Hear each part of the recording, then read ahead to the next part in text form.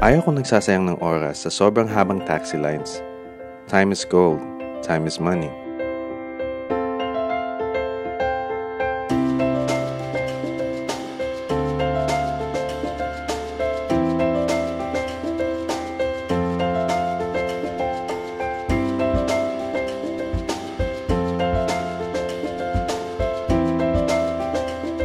I always care about my safety, lalo na babae pa ako.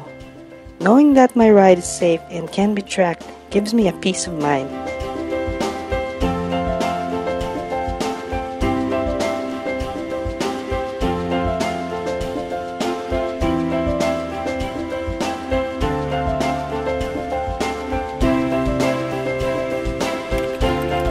Nowadays, I just use my phone to commute. Now I'm sure that I'll always have a hassle-free ride.